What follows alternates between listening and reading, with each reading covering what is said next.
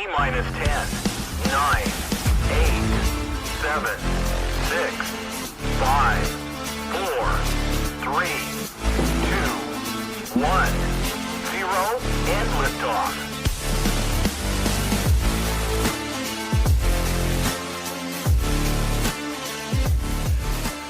That's right, everybody. Welcome, welcome, welcome. You get the Horns Sports Edition. Tad and Jeff here. And, well, first of all, how you doing, buddy? I'm good. I'm sore, man. I've been painting and fixing up the new studio, and I am not in painting shape. I can tell you that much. And here's the kicker. Painting season. It's the off season for painting right now. Off season for here's the kicker. Listen to this. I didn't even tell you the story. So my wife calls me, like she goes to work early. She calls me at like 6:30, and she's like, "Hey, I went down to the studio because she was down there yesterday while I was watching football, touching up stuff, Yeah. And she's like, I think we must have used the old paint, and I'm like, well, because it doesn't look like it's dried very well, and it looks like different. So I was like, no, I don't think that's possible, right? But whatever. So end up going down to the basement, and I'm looking, and I'm like, this isn't even the right paint. So what? I was like, so she had, and to her, I guess to her benefit, she had, I had not put away the primer because I had to put some walls up. So I had some drywall primer. So it looks the same, but it is completely different. One was drywall primer that you got to put on when you put up fresh drywall. Yeah. It wasn't the same. And so it just looks like these streaks of like, I don't know, like water damage. So, oh man. Now we have to touch it all up again. So yeah. Oh boy. So it won't be that bad, but it was just funny because she was like all proud, ready, hey, you got most of this done. We're ready to go. And then she gets up this morning like, this doesn't look right. And I'm like, something's going horribly wrong. You're right. It doesn't look right because this is not the paint you were supposed to use. So, a lot of touch-ups we got to do. But other than that, we're good. A little awful football on Sunday, but we'll get into that. So yes. Well, yeah, we got plenty to talk about. Lots to talk about, and of course, the unveiling of your new studio will be happening soon, next few weeks maybe. So we'll be looking forward to that. And I guess breaking news: you will not be having a water damaged look to the studio, is what you're saying. I might. I mean, in all honesty, at this point, I don't care what it looks like. Just get it done. I don't care. All right. Well, let's talk a little bit, I guess, NFL to start with, and here's what we're going to do, tonight, just so people kind of understand right up front. We're going to talk a little NFL Week 9 reaction. We're going to talk some Week 10 preview for NFL.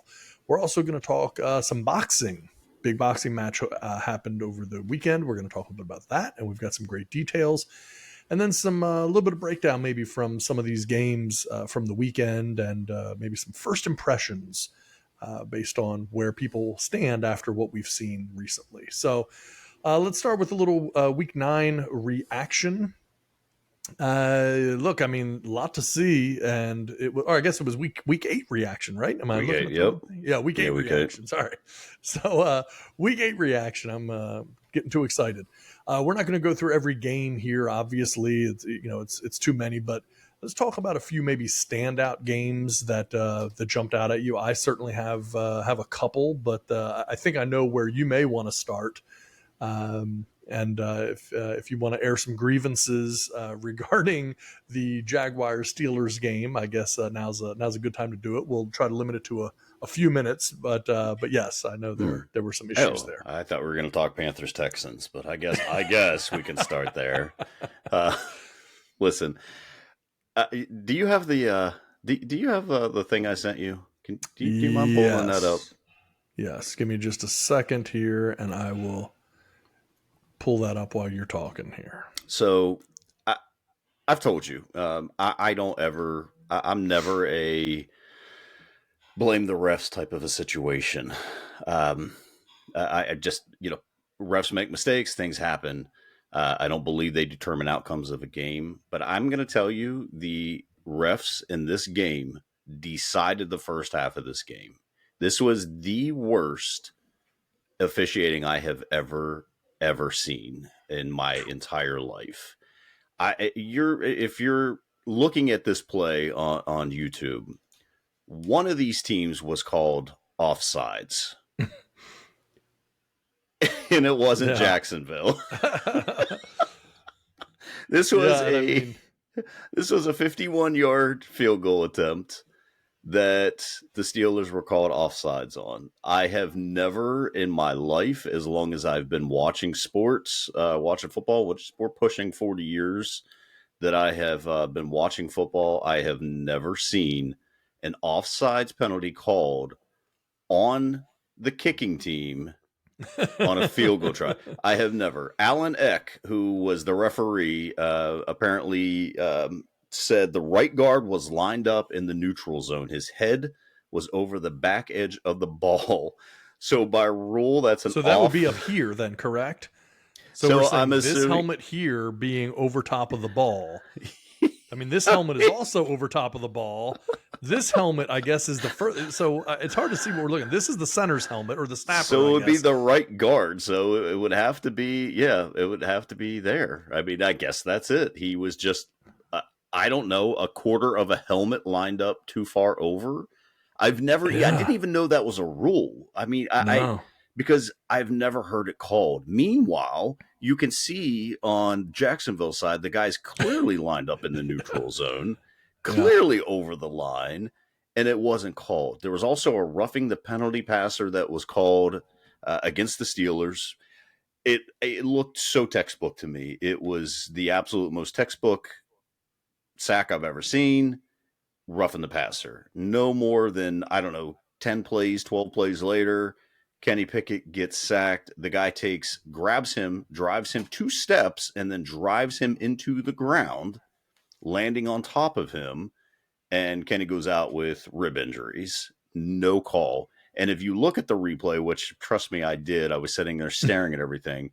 The back judge wasn't even looking. You can actually, there's a still, and I wish I would have taken a picture of it. There's a still of him not even looking at Kenny Pickett.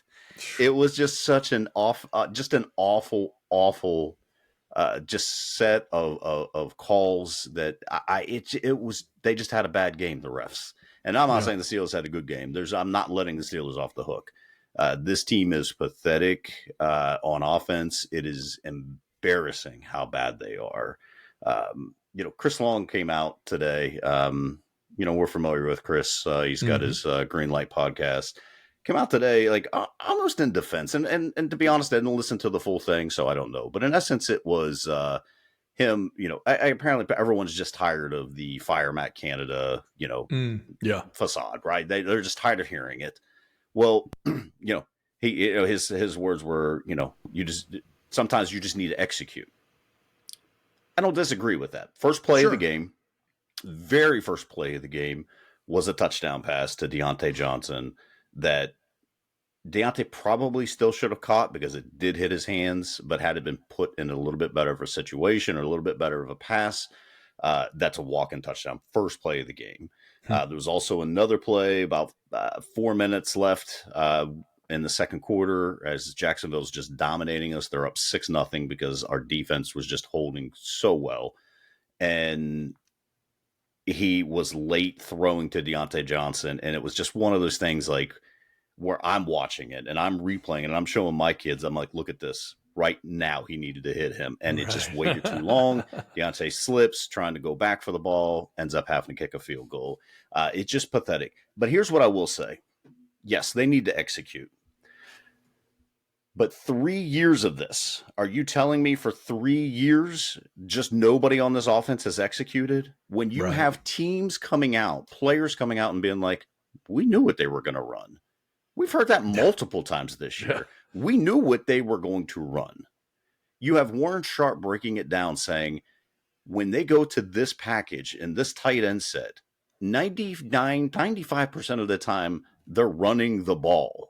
There's no gimmick to it. There's no change up.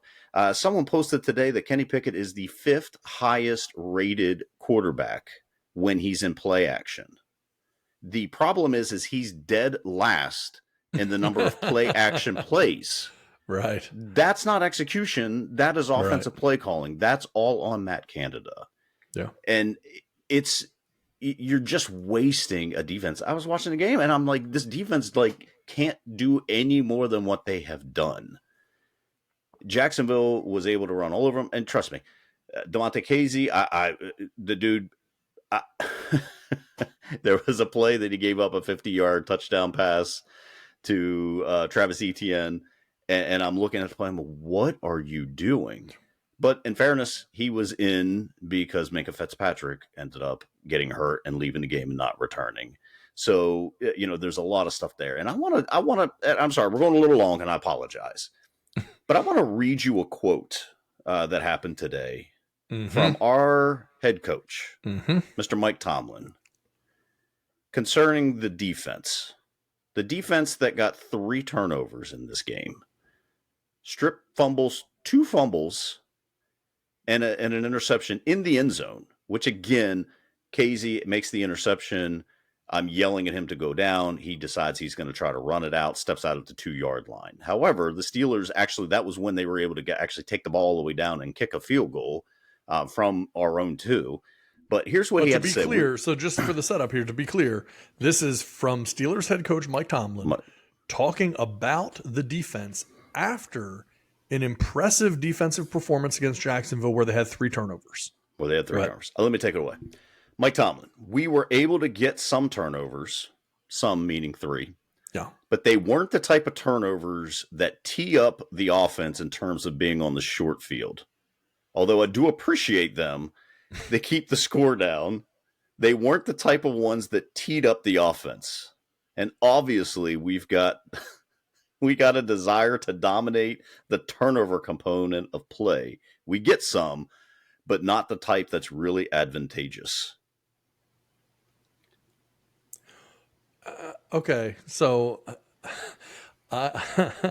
so we talked just briefly about this earlier. Actually, only through text. We haven't even spoken about this, right? Because this just came out this afternoon at his presser. And look, I'm no Steelers fan, but I respect the team. That's the dumbest thing that it's got to be one of the dumbest things I've ever heard any head coach say.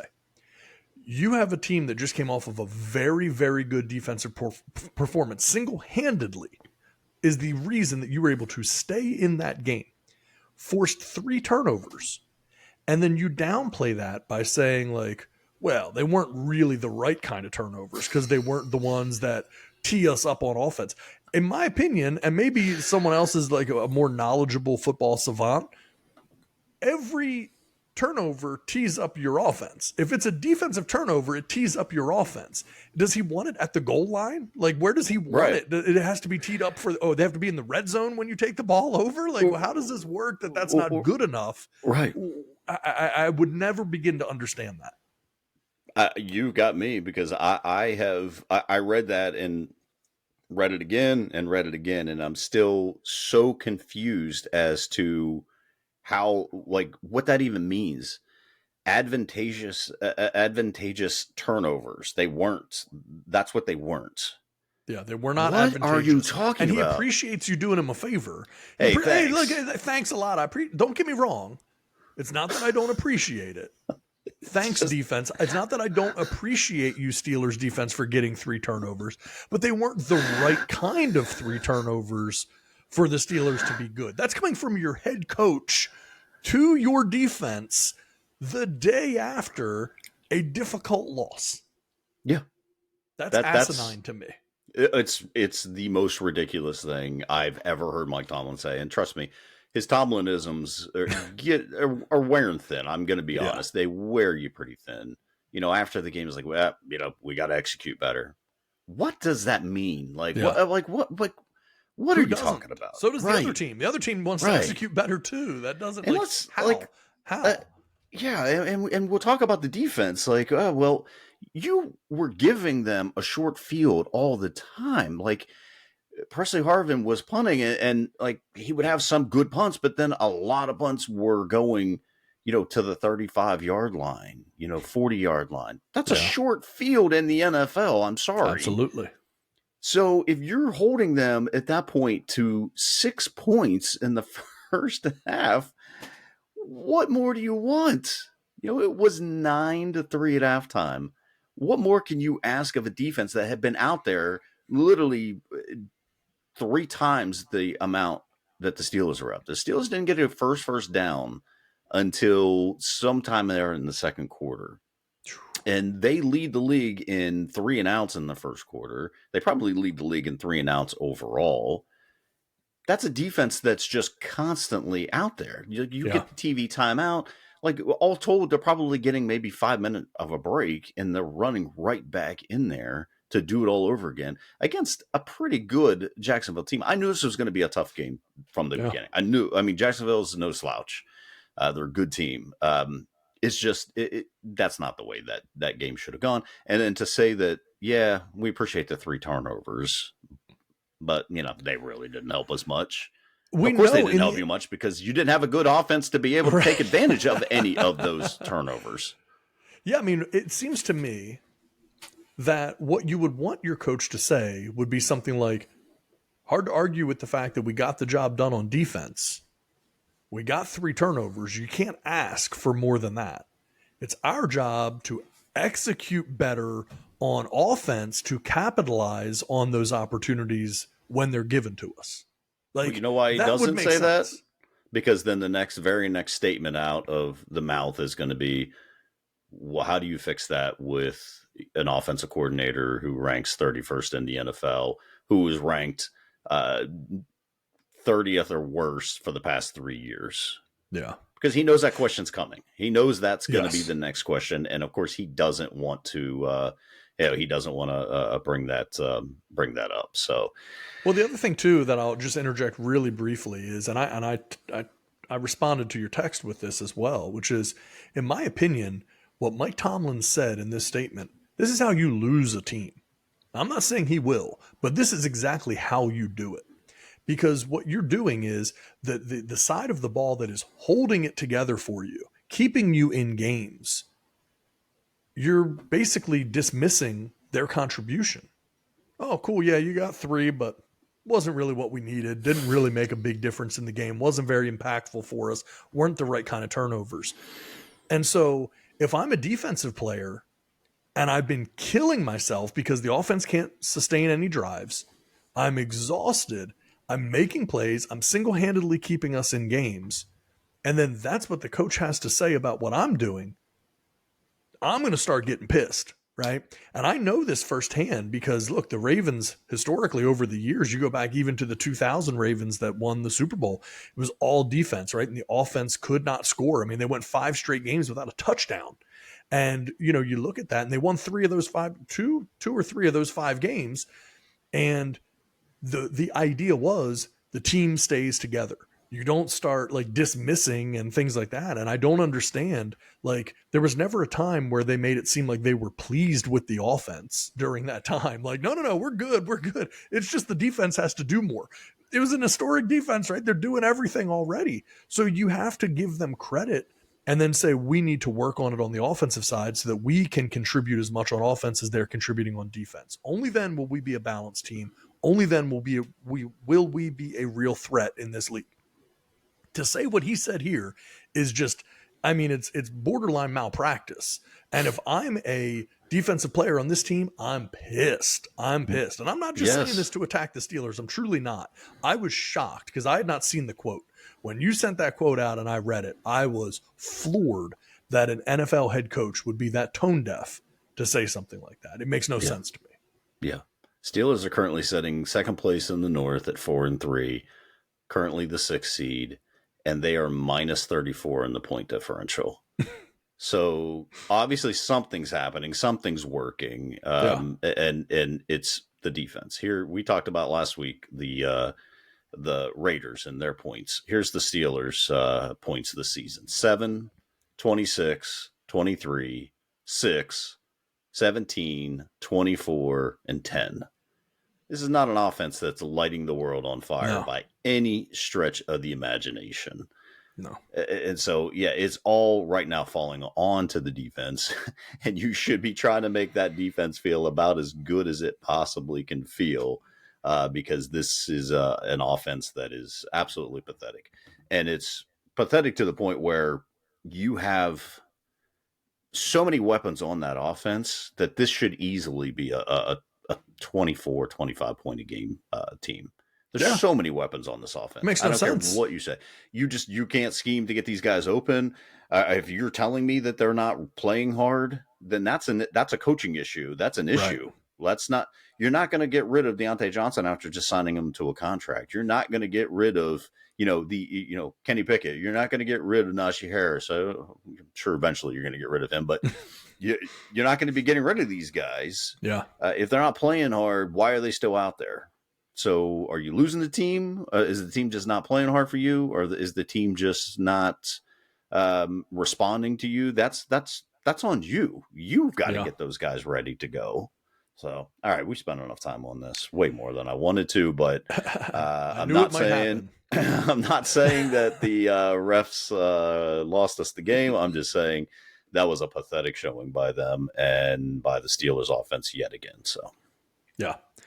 Hard to argue there. I'll tell you one thing that jumps out at me. It's not a score, but look, the Vikings win against the Packers 24-10, but that win comes with a massive loss with the injury to quarterback Kirk Cousins. It sucks for Kirk Cousins, man. I mean, this guy is having an MVP quality season. He is doing fantastic, probably playing the best football that we've ever seen him play. And that's without Justin Jefferson. Like, people are already kind of forgetting about the fact, like, it's not just like, oh yeah, Kirk was having a great season. Kirk was having a great season without the best wide receiver probably in all of football to be able to throw the ball to. And he's just doing the job. And then, man, we just see it, man. You could see that replay. You could see that Achilles pop, that vibration in the calf, man. And it's so terrible when you see it, because there's zero question about what it is. We saw the exact same thing with Aaron Rodgers. Now we see it with Kirk Cousins, and it's just a terrible loss for the Vikings. Just awful. And they really had a chance to really probably win the next 5 games. Falcons, Saints, Broncos, Bears, and Raiders. Yeah. That would have gotten them to 9-4. After starting 0-3, starting 1-3, they would have been at 9-4, setting pretty there. So just an awful loss in a contract year. Don't feel too bad for Kirk on a contract year, considering the money that Kirk's made in his career, but it's still, that stinks. Although, did you see Aaron Rodgers on the sideline on the field throwing the ball? Dude, you wouldn't even know he's injured. What he's trotting around, throwing the ball like it's nothing. What is happening there?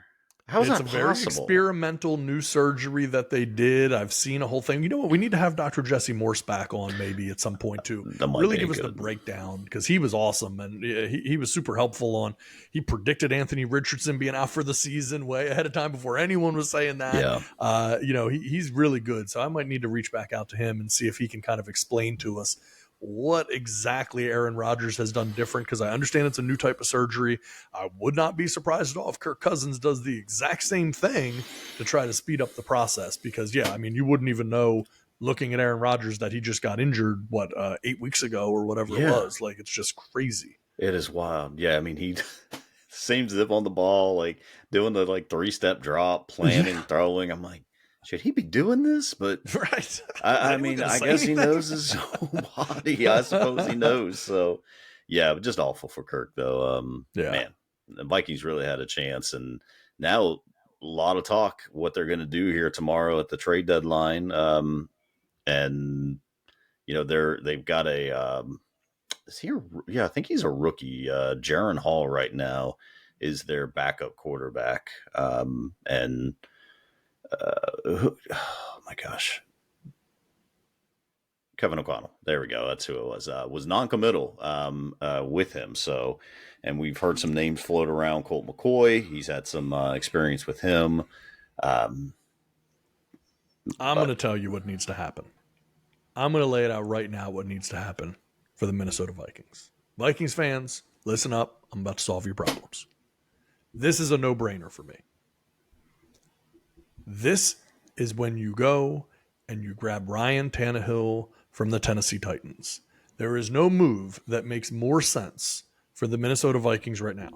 That is not because Ryan Tannehill is a great quarterback, but he's almost definitely better than anyone the Minnesota Vikings have on their roster.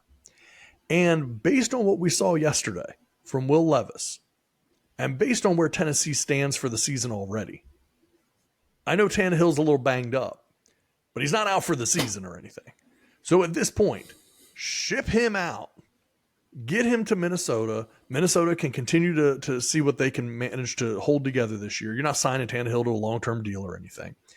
The Titans can move forward with Will Levis, who I got to believe they would like to anyway. I don't think there's another move that makes better sense. I mean, would you rather have Ryan Tannehill or Colt McCoy right now in their career? You're probably going to say Ryan Tannehill, right? I mean, I guess Tannehill's at least technically a starting quarterback. He is technically, yeah. I mean, he is. That's this year are just putrid. Yeah. I mean, he couldn't even manage to get a touchdown pass to DeAndre Hopkins, and Will Levis managed to go in there and get 3. Currently on the year, he's completing 62% of his passes for 1,128 yards, 2 touchdowns, 6 interceptions, 19 sacks. I don't know, man. I might take my chances with a Colt McCoy or someone like that. I don't know the Minnesota's offensive line type of situation. I just know Ron Tannehill doesn't have it anymore. No. I feel like he's done. Stopgap, maybe. That's all I would look at. It's, again, not a long-term signing. Yeah. I mean, I would think real heavily about going out and getting the backup quarterback for the Washington Commanders, as who I would be making a call to. He would be probably one that I would probably consider. Who is the backup there again? That is, so am I at this point. Played for the. Oh my gosh, where is the team? It's Jacoby Brissett. Jacoby Brissett, my gosh. Yes. I don't think I was going to be able to reach for that. I was hoping you would just grabbed it and gone. I didn't even get a chance to look it up. It popped into my head. Yeah, very good. Jacoby Thank Brissett. you. That's who I would think I would be targeting. I think I'd be going after him. No, that's smart.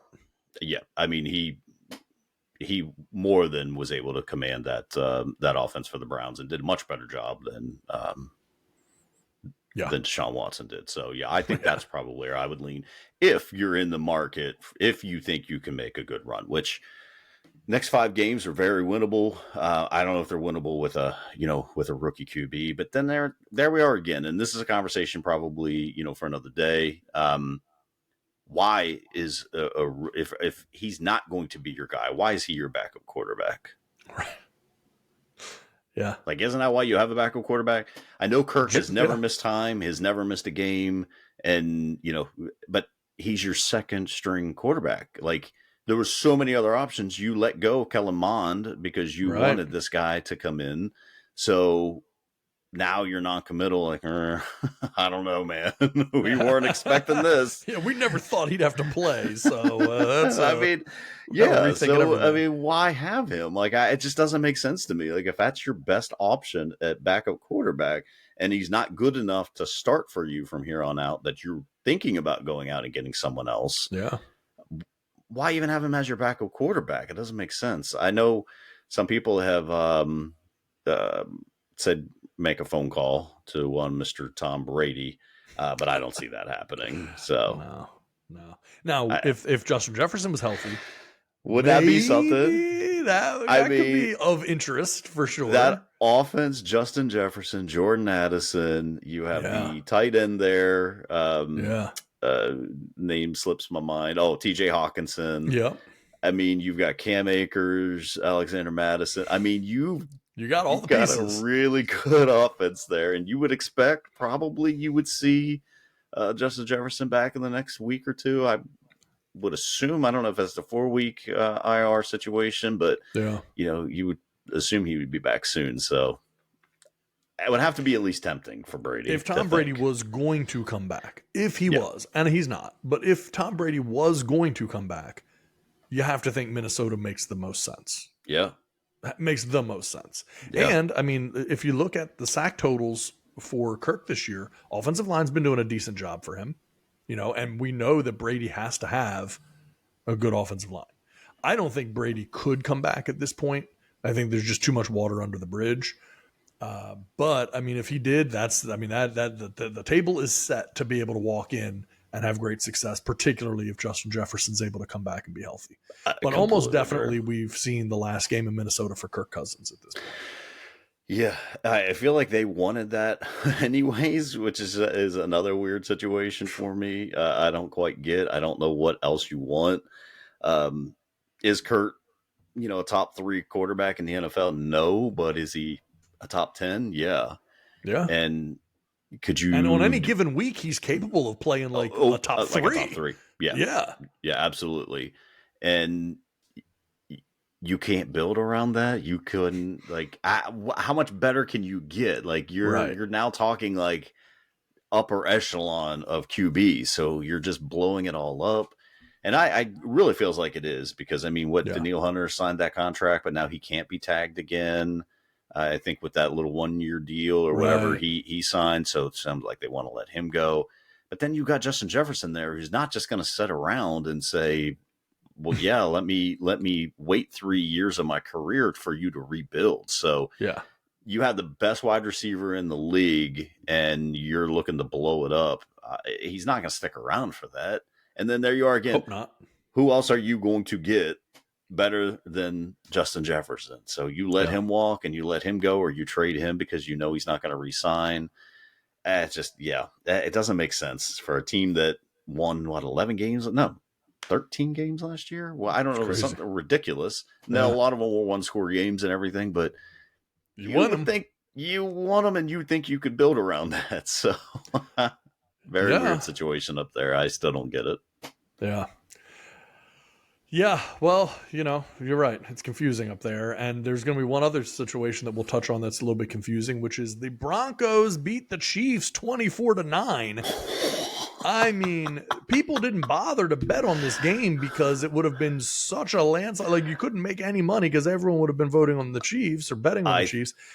Denver pulls this off. I mean, the odds on this were like astronomical. Yeah. I want to say 93% of the vote was on the Chiefs, or betting was on the Chiefs. So in fairness, Patrick Mahomes was dealing with the flu, which proves he's no Michael Jordan.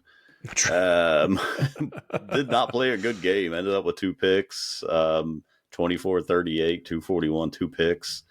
Did you see him play Taylor Swift at the end? It's just so great. And 1 week after I say that Russell Wilson isn't elite, he must have heard the show and said, hold my beer, and went out there. But literally, he was 12 of 19 for 114 yards. But he had 3 touchdowns. So it's all you have to do. Yeah. And now they've won, what have they won? 3 of their last 5 or something like that.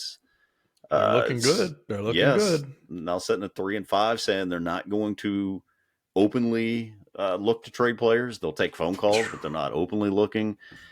That's the difference. This league, I'm telling you, is just a literal week-to-week league. Yes. Because after last week, they were looking to, sell the whole entire team, and now, all right, they beat the best team, dominated them really, and I was looking at that. I was so excited to watch that game because they were calling for 6 to 14 inches of snow. I know. And I turned the game on. I was like, where'd the snow go? Yeah. How was there nothing? There was not a drop of snow. And they showed beforehand. So I guess they've got pipes and heating run all under that. And I guess they had plowed it like 3 or 4 times, had it covered and plowed. I was like, man, this sucks. But I didn't even see anything in the stadium. Like, what'd you do with that? So, very disappointed. I was looking for some October snow game. Right. But, stupid field crew. So good at your job. Yeah. All right. So, look, I think unless you had anything else, I think that we'll just kind of wrap up a week 9 review there, or week 8 review. Man, I keep looking ahead. Oh, no. We got one more we're going to discuss. And that Okay. is the San Francisco 49ers now losing 3 straight games, getting absolutely dominated at home by Cincinnati. We are looking now at just a total collapse on this. Can I give you a stat and you tell me whether or not Yep. you believe this to be true? Under Kyle Shanahan, when trailing by 3 or more points entering the fourth quarter, what do you think their record is? How many total games? 36 games. Oh, wow, 36 games. Trailing by 3 or more points Entering the in the fourth fourth quarter. quarter out of 36 games. I mean, they're a really good team. I'm going to say that they would win 25 of those games. Okay. Subtract 23 off of that. They are 2-34. 2-34 when they're behind by a field goal.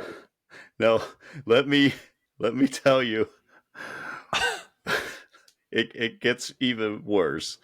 They're 63-14 under Kyle Shanahan when they're not trailing by more than one score. When they are behind by more than 8 points in the fourth quarter, they are 0-38 now. Okay, so start this over. Tell the first one from the beginning so that I completely understand. Out of a total of 30 games. 36 games, 36 trailing games. by 3 or more points entering the fourth quarter. They are 2-34. The 49ers are 2-34. Under Kyle Shanahan when trailing by 3 or more points entering the fourth quarter. And they are 0-38 when they trail by 8 points or more. Wow. So you can't even, like, if they're up by 8, that you might as well just call the game at that point. How is that even possible? But if you're up by 8, you're also going to definitely win. I don't know if that's a fluke. Wow. That can't be a fluke stat, can it? I mean, that's a pretty huge sample size. Yeah. And again, I don't know what other teams' records are trailing by 8 points entering the fourth quarter. I'm assuming it's not good for most teams. But trailing by 3 points entering the fourth quarter, and you've won 2 out of 36 games. And knowing how good that team is, I literally picked 25 as the number because I'm thinking, well, they're a really good team. Down by 3 is essentially a tie game. I mean, that means nothing. They're the better team most of the time. So you're going to win the majority of those games. 3/4 of those games you should win. If it's a 3-point game, if you're the Niners, you should probably win 3/4 of the game. I would give you 50-50 at that point. Which I guess would be 18-18. Yeah. I mean, wow. They're not even 500. They are, the Oakland Athletics at that point of football. Wow. Isn't that insane with that offense, with those weapons, with the points they can put up? And honestly, with that defense. Yeah. What do you need that you don't have? Wow. You have got me. That is just a wild stat. I mean, overall, he's got a fantastic record, no doubt. But it appears that the only way this team wins is if they are out way ahead, which is crazy. So, have teams figured out Brock Purdy? Is this what we've gotten to at this point? Sure seems like that might be the case. I mean, my goodness. Like things have really, the wheels have come off. Now we know Brock Purdy had a concussion, or he was in the concussion protocol, leading up to this game after last week. And so there was some thinking that maybe when he turned the ball over last week, he still was suffering the effects of a potential concussion. But I mean, he had some costly turnovers in this game as well. And so, it's going to be interesting to see, maybe teams, look, we've seen it before, right? You get a little tape on the guy. And then all of a sudden things start to change because you understand how to play him. 3 touchdowns, 5 picks in his last 3 games after not having a pick all season. So I don't know what that means. So Brock Purdy. So Brock Purdy. You said in what are the stats again on Brock Purdy? The last 3 games he's had 3 touchdowns, 5 picks. The prior games before that he didn't have not a single pick. So he's thrown 5 interceptions in his last 3 games. Yep. And had 0 prior to that. 0 prior to that. That's it. Yeah, so I mean, the something's numbers are going on. there. I mean, his numbers are there. This game, he was still 71% completion percentage, 365 yards, had a touchdown pass, but 2 picks. Wow. I don't know what that means, man. I mean, that's, you're getting into like the Tony Romo numbers at that point where, he's putting up 365 yards, throwing for 3 touchdowns, but throwing 4 picks, like Yeah, in yeah. big games. I don't know. I don't know if teams have picked him up or, figured him out or, if this is a, no Debo Samuel type of situation. I don't Doesn't know. help, but they have other weapons there. I They've mean, got plenty of the weapons. I mean, yeah, Debo wasn't a factor, wasn't a problem the first 4 or 5 games of the year. It right. certainly wasn't an issue with them because Debo hasn't played well all year. He's been hurt so much. Yeah, Brandon Ayuk has been a big, big target. They finally got George Kittle moving and going this past game, but yeah, yeah. I don't know. Boy, the wheels are falling off quick there. Well, let me ask you this. I'm just gonna hit you with something here. I'm gonna call this segment "First Impressions." First impressions. So, if you are the Tennessee Titans and you just played Will Levis this week, who threw 3 touchdowns, what are 4. your first, or 4 touchdowns for Will Levis? What's your first impression here of Will Levis now? Is Will Levis going to be your starter in Tennessee?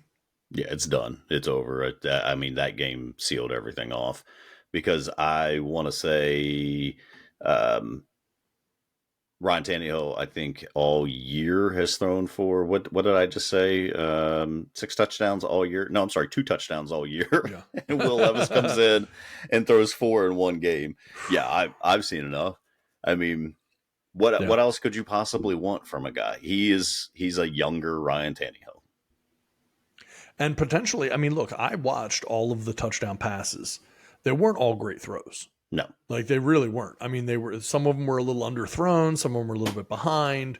DeAndre was able to make something happen, catch it behind him, turn it upfield, get across the seam. One was a perfect throw in the end zone, deep, kind of over the shoulder in front, really nice. They weren't perfect throws, and those DeAndre in particular was wide open. I mean, like he's catching this ball. He's just, I don't know how that happens, but either way, it's still, the guy had the poise. He went out and he made the plays. I mean, that's the only thing you can ask for is the guy to go out and make the plays that are in front of him. And regardless of what anyone thinks about it, there are going to be some growing pains for Will Levis. Will Levis is not going to come in and throw 4 touchdowns every week. So when he comes out next week and coincidentally plays against the Pittsburgh Steelers on Thursday Night Football, you can't expect that he's going to go out and just throw another 4 touchdowns and everything's going to be the same and it's just going to be no. I mean, he's going to have his off days. He's going to have a learning curve. But what we saw definitely gives us some indication that there's going to be some good moments as well with Will Levis. I think so. Yeah. I mean, but again, there we are. You're allowing DeAndre Hopkins to make those catches. You're at least throwing it up and saying, put him in the position to do hey, you're DeAndre freaking Hopkins. I think you can catch this. Like, yeah.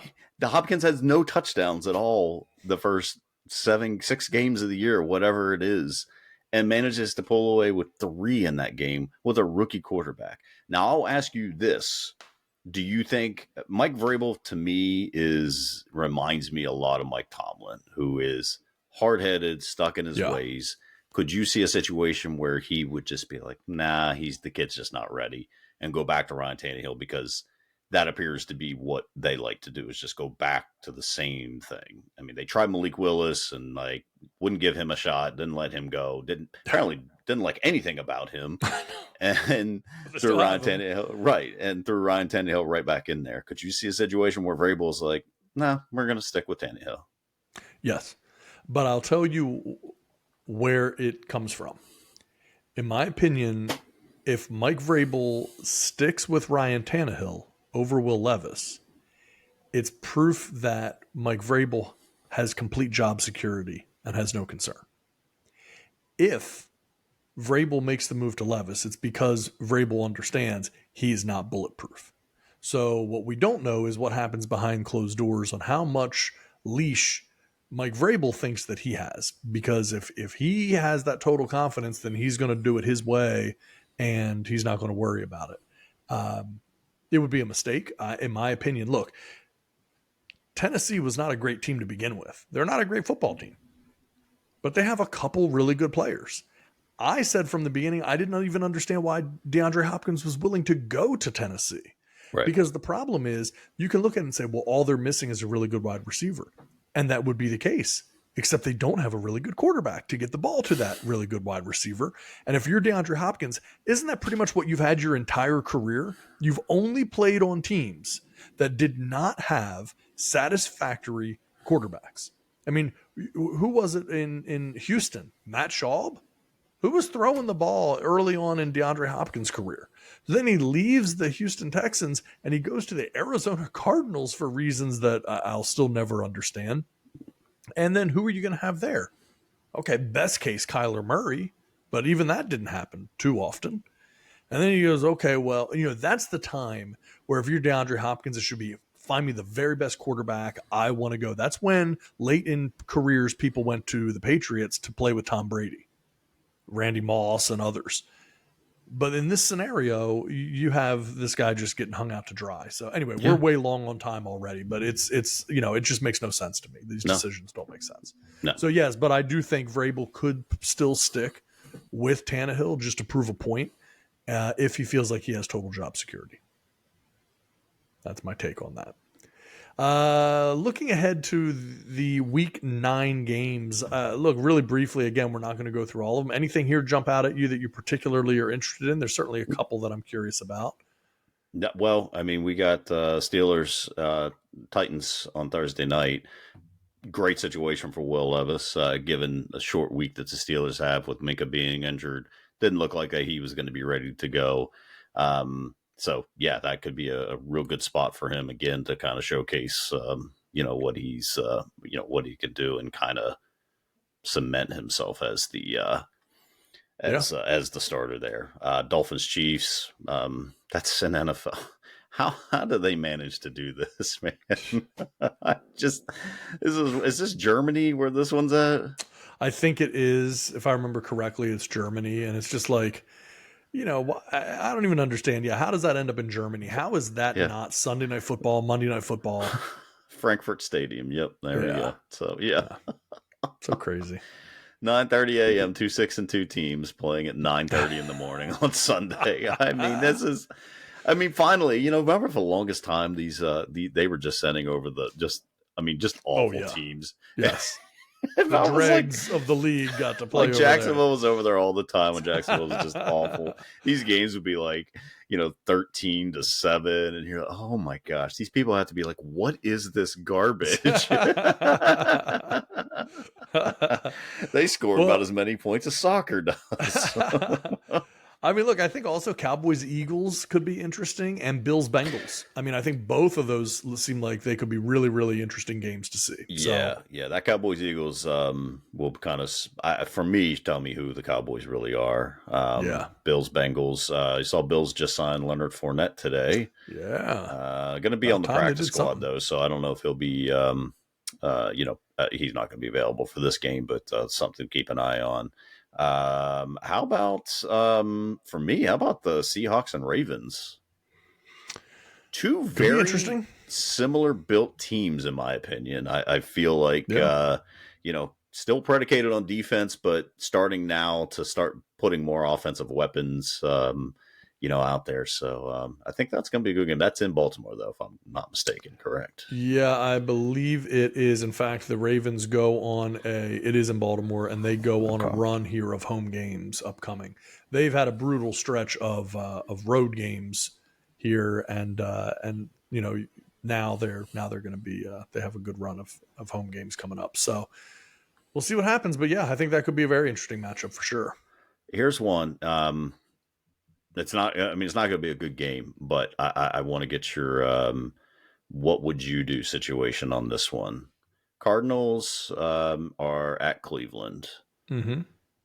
Cardinals are sitting at 1-7 right now. Yeah. Do you see any? And they're talking about benching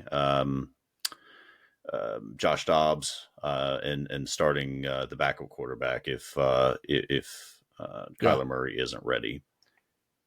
What reason would you have to bring Kyler Murray back at this point? Only because you paid him so much money. I mean, honestly, like, yeah, why in the world are you putting Kyler Murray in there? It's only to look ahead to next year. It's because you paid him so much money, you want to get something out of him, and you want him to have some playing time this year so that he doesn't have a Deshaun Watson situation where he sits out for such a long period of time. But I mean, I don't know. Do you want I Murray kind of agree as your with you. quarterback? Do you No, want him to be your that's the quarterback? big question, right? That's the big question. If you have a chance to get the first pick in the draft, and I'm not saying, I think the shine maybe is coming off Caleb Williams a little bit. He's still a really, really, really good quarterback. Yeah. To me, he's got Patrick Mahomes qualities. I'm not saying he's going to be Patrick Mahomes, but he's got Mahomes quality. And if you don't like him, there's many, many other quarterbacks. Plus the fact that you would have the number one draft pick and you are rebuilding this team. Yeah. You're going to need running backs. You're going to need wide receivers. Why not get that first pick? Play hard. Play as hard as you want. Sure. Play very, very hard. Just don't win any more games. Yeah. And maybe you don't take a quarterback, but guess what you can do? There's some team that wants Caleb Williams or wants Drake May, wants one of these guys and the draft capital you have. So, okay, you bring Kyler in. Okay, so you bring him in. Let's say he doesn't play this week, which I can't imagine. So you're going to lose. You're going to fall to 1-8. So now you've got 8 games left in the season. What are you going to do? You bring him in, and he takes you to 5-3. Right. Is that good at all? Like, do you want that to happen? So now, I mean, I don't disagree. I mean, outside of putting the money out for him, put him on ice. Yeah. Why bother? You get nothing out of it. You're a terrible team. Yeah. Bring him back. Well maybe the known last before 3 the games. season. I don't know. Maybe the last 3 games of the season. Once you have that one spot wrapped up, bring him back for the next 3 weeks, the last 3 weeks of the season, and showcase him. Yeah. I mean, so either he plays so super well that you're like, yeah, I can win with this guy, and he's ready to go, fully healthy, or you showcase him for someone else that will be like, all right, you got the number 1 pick and you got Kyler, so can we do a trade where we take Kyler and give you something else? Yeah, I don't know. Yeah. There's so many different options out there, but I just at 1-7, man, I don't. Don't bring him back? Yeah. No, I mean, I agree. That makes the most sense for sure, which means they probably won't do it. No. One thing I wanted to touch on briefly while we were talking about it, and I got away from it just a little, is I thought this comparison was very interesting. I saw the other day between Christian McCaffrey and Alvin Kamara. Didn't even realize they were both drafted the same year, honestly. If you look at the number of touches, the scrimmage yards, number of touchdowns, number of carries, number of rushing yards, number of receptions, total receiving yards, I mean, they could not be any more similar. These are incredible. These numbers are so similar. And I think part of this was Alvin Kamara's early career. The Saints were a good team, and he was, doing a lot. Early in McCaffrey's career, he's playing on the Panthers, and they were a terrible team. And he was getting a lot of touches and doing everything, but he was also, the only player on that team. Obviously, we've seen what he's done since he got to San Francisco. But I just thought this was a fascinating comparison between these two players. Yeah, very much so. And I think we discussed this a little bit. I believe Kamara's played 12 more games than McCaffrey, although wasn't Kamara suspended first couple of games here? So maybe that's caught up a little bit. I mean, I don't know what their numbers are this year comparatively. I know it's obviously McCaffrey's probably way ahead of them at this point. But yeah, it's amazing. I mean, Kamara was a fantasy god for, from 17 to 20. I mean, that dude was, he was the number 1 pick just about every one of those years because of the ability to catch and to run. So no, I mean, it just feels like Kamara's played like 4 more years than Christian McCaffrey. It really does. It really does. It's crazy. Yeah. What a draft that was. Jeez. It's great players in that 2017 draft, man. Yeah. I mean, goodness gracious. Yeah. So I don't want to forget, there were a couple other things that we want to touch on. And one of them was the fact that we had an interesting boxing match over the weekend. And this was heavyweight champ Tyson Fury going against former UFC MMA fighter Francis Ngannou. And look, I mean, Francis handled himself really well in this fight. No one expected. This is his first boxing match ever, and it went a full 10 rounds, and he knocked down Tyson Fury at one point. I mean, Ngannou has incredible power. We know that. We've seen it so many times, training videos, and obviously his work in the UFC. But he gave Tyson Fury basically every bit that he would have wanted, and pretty early on, Fury was content to kind of keep his distance a little bit and not get into a blow for blow thing there. But I mean, you cannot argue with the way Francis Ngannou acquitted himself in that fight for sure. 100%. There's many people that think he probably got robbed of the decision there. So, no, you're absolutely right. I mean, I can't believe the number of people that felt. In fact, none other than The Undertaker, Mark Calloway, was actually at the fight, and I saw a video with him, and he's a big fight fan, and he was very, very impressed with Francis Ngannou. And then they actually said, "Who do you think won?" And he was like, "I don't know, like maybe I'm not sure." Like a lot of people, they were at the fight, a lot of people who watched the fight really felt like that Francis probably won that fight.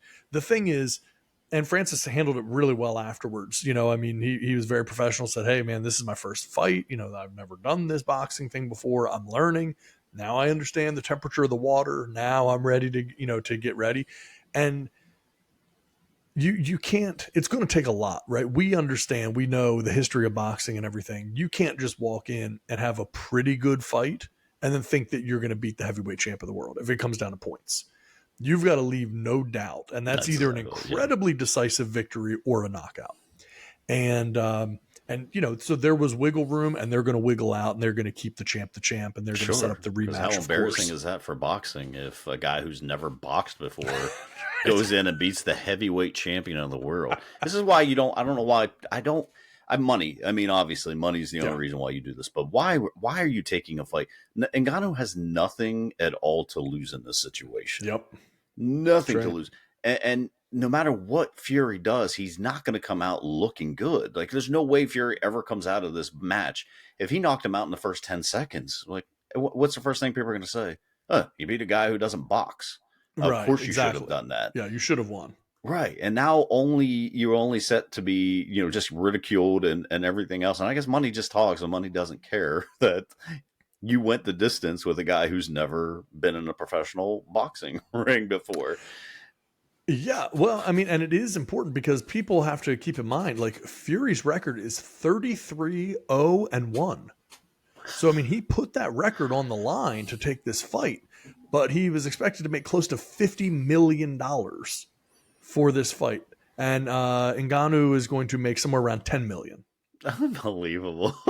So, I mean, it's like, yeah, you're going to take that money for sure. I mean, that's some massive payday there.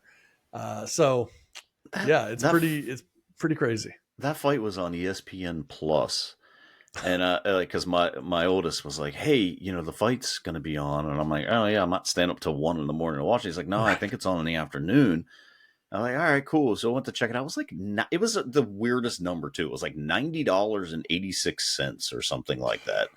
I'm like, I am not paying $91 to see essentially a celebrity boxing match. Like, this is just an exhibition of sorts. Like, I don't. I mean, if he would have won, would that have made Ngannou the heavyweight champion? Was the title on I don't the know line? that the title. Yeah, I'm not 100% sure if it was an actual. I don't think it was. Yeah. So imagine paying $91 to see that. I don't. Boxing is weird, crazy. Man. I just can't believe they still charge the prices that they do, and you can't even find good competition for. Let's be honest, Tyson Fury is a fine boxer, but he is not the boxers we grew up watching. No, not at all. No. Lennox Lewis, Mike Tyson, Evander Holyfield. I mean, the heavyweights that we grew up watching were like, this is not. I mean, and there's no knock to Tyson Fury. It's just you can only fight in the era you're in, but he was not in that era. No. Well, and I have some interesting stuff here about Francis Ngannou that I thought was really good. I mean, what an amazing story. So Francis Ngannou was born in Cameroon. He routinely ate food from the trash. He started doing physical labor at 10 years old. He fled Cameroon to go to Paris to chase his dream. He was arrested 6 different times crossing the border. He slept on the streets in Paris. He then signed with the UFC in 2015 and ended up becoming the UFC heavyweight champion. Then he left UFC for a multi-million-dollar deal with the PFL, which I guess is the Professional Fighters League. Yep. It's a newer league that they're coming up with. He had a high 7-figure per fight guarantee, $2 million guarantee for his opponents, a share of each event's net profits, freedom to box and sign sponsors, and equity in the PFL and the chairman of PFL Africa. And I mean, this is a guy that from Cameroon, like from nothing, and now has equity in the PFL. Francis Ngannou went toe-to-toe with Tyson Fury as a heavyweight champion, and then is also a UFC champion as well. So, I mean, really an amazing, amazing story with Francis Ngannou. Yeah, I mean, that's someone who just did it all, like Yes. on his own. Yeah. I mean, he built his own destiny, and that's amazing to see. So kudos to him. Like I said, he didn't have anything to lose in that fight. I mean, I guess his life, I suppose, but I mean, it's a very dangerous sport. But yeah, I mean, I don't understand why Fury would take a fight on. But I guess $50 million for 10 rounds is offered to me. I might take it. So, and look, I mean, Fury said that he was taking him very seriously, but there's every possibility that he didn't, just thinking that it wouldn't be an issue. The fight could look very different in the rematch because he would know what he's dealing with and maybe take it a little bit more seriously. But hey, if Ngannou keeps getting better, like that, he's got the power to surprise and do a flash knockout for anybody. So it's definitely doable. Yeah. Still won't watch it. Yeah. All right. So before we wrap this thing up, I saw this. I thought this was pretty interesting. We know Clay Travis. Clay Travis is on Outkick. Technically talk sports, really just kind of a troll, internet troll, tries to like get the people. Greatest of trolls. Yeah, I mean that's really his entire gig is just being a straight up troll. But he put this out the other day, and I thought it was worth a conversation about, which is Clay Travis came out and said, "I'll put $1 million on the line, your WNBA champion team against a 2024 high school boys state champion team of my choice. If you guys win, you get $1 million of my money. If my team wins, you all pay me $1 million, and I give it to the boys high school team. You in?" Now look, on the surface, right, you would go, okay, well, this is Clay Travis being a troll, and it obviously is. He's trolling the WNBA. He's getting in the headlines. He's getting clicks saying, I'd be willing to bet that a high school boys team could beat a WNBA team. Your WNBA champion team, like the best WNBA team, against the high school boys state champion team of his choice. However, as much as you want to just say, well, that's trolling, is he wrong? Like, and again, is the WNBA in this situation, are they comparable to the Tyson Fury? Where it's kind of like, why bother to do this? Because it could only go poorly for you, right? If you win, you're supposed to win. But if you lose, the WNBA champions lost to a boys high school team. But I mean, there's $1 million on the line that's getting donated to that boys team if the women were to win, right? So it's like, I don't know. What do you think about this? Well, no, the $1 million if the women, it goes to the women, which is probably right. More, if the women win, they get it, right? If it was the other way, So it's just probably more than we looked it up. Would be more than their salary for the entire year. Right. So maybe they're like, screw it, we'll take it. I mean, first off, like, I don't know. What does this really prove? What is his point with it? I guess is right. Like, what is your point? Like, come on, man. Now you're just being a jerk. I mean, honestly. But do I think it is possible? Yeah. I mean, we saw the U.S. women's team, soccer team, lose to an under 15 boys, in soccer and Yes. get demolished. I mean, it wasn't even like a close game. It was Yeah. an absolute. So do I think I think there's some pretty darn good high school basketball. And if it's his choosing, I mean, how many Yeah. there are high schools that recruit they recruit people to their high school. Yeah, and I mean, Kobe Bryant went to the NBA from high school. Kevin Garnett went to the NBA from high school. Yeah. LeBron James, right? It's like there are plenty of players. So the idea that like no high school boys team could possibly beat a WNBA team, particularly the WNBA champions, man, I don't know. Like you said too, like there's gonna be some big physical dudes on those teams, man. Yeah. It's not just gonna be this. It's not playing a middle school team. It's not playing an elementary school team or a Parks and Rec team. There's gonna be, the size will be comparable. The athleticism. I mean, it would be a very fascinating matchup. Look, I'll throw in $50. There you if go. they do it. So just you get the horn show. We're in for $50. $50. We'll we're a donate platinum it. sponsor. We got Yeah, two nosebleed seats with it. So yeah. I mean, if the WNBA championship team played the boys state champion, some boys state champion team somewhere in the country, I think there's a decent chance that the boys team would beat that WNBA, even though they're the best team in the WNBA. If it's a really, really, really good state champion boys team, we talked about before. Look at the teams in California. Look at the teams in Florida. I mean, New York. Like they have some incredible, incredible players, and they build these juggernaut teams. Yeah, man, I think that would be amazing to see. So, we know what Clay Travis is all about, but at the same time, this becomes a pretty interesting argument, I thought.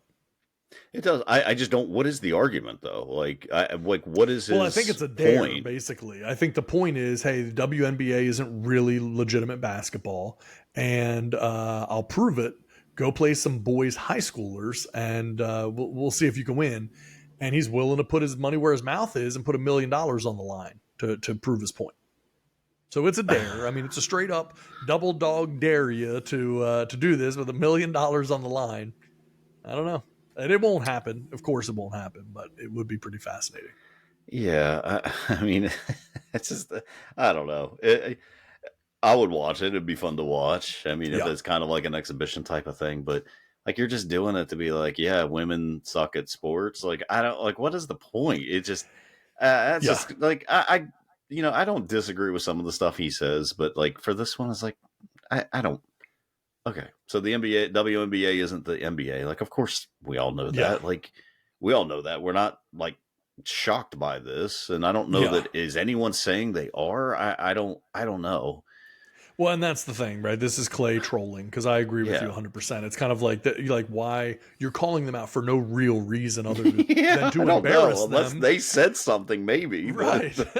But if you're doing it just to embarrass them, it's kind of like, okay, yeah, but if they could take $1 million of your money by shutting you up, then it's kind of, okay, well, I don't know. Would there be interest there? You know what? I guess if you're a troll, that's what you do, man. Like, yeah, that's and it. You trying to get under your skin. Take the bait. They're all sitting there like, all right, this will probably be an extra. I don't know how many players are on a WNBA team, but if it's 10, there's $100,000 in their pocket. They're like, all right, we'll take his money and shut him up. Yeah. But, got a lot of people on the team aren't even making $100,000 a year. We know that. Right. WNBA players make like 40, 50, 60 grand. So it's just it's just really douchey thing to do. And say. Yeah, 100%. And I don't know. There might be more context to it, but I didn't see any context. It was just like, it'd be like me being like, yeah, I bet any money my kids, high school football team will lose to my son's flag football team, my 7-year-old's flag football team. Like, what? Why did you bring this up? Like, okay, it's just silly. Yeah. And that's just Clay getting clicks, getting people talking. Like, it works, man. That's his whole goal. Works. That's his whole goal. Love him, hate him. People just. I mean, that you can have that kind of skin that you you are going to get hate. You that's just the know. whole reason you do it. But that's the whole entire reason you do it, because it gets activity on your page. That's it. It gets people directed to going elsewhere. Now you got all this, content. You've got all these views. Twitter pays for this stuff now, apparently, somehow, some way. I mean, it's genius. I don't know if that's the kind of life I want to live, but I mean, Right. it's hey, it's working for him. So Yeah, he's got $1 million of his own money that he's willing to put up. So clearly he's doing well. He's doing just fine. He's got his own money that he can put on WNBA and boys high school basketball. Jeez. All right. Well, we should wrap this sucker up. We went long. Sorry, everybody. We're going to try to continue to do better. We like to try to be around 45 minutes. But hey, here's how we can not go long next week. The Steelers can actually play a competent football game, and then we won't have to worry about going long. I was going to say all we have to do is just not talk about them. I think there's an easier... That too. That might actually be easier. Let's go with the easy solution. Probably easier. We just won't talk about them anymore. All right, everyone. Well, listen, enjoy the games upcoming. And hopefully, if you're betting, you can make a couple bucks. And in the meantime, we will talk with you soon. Have a good day, everybody. See ya. Good.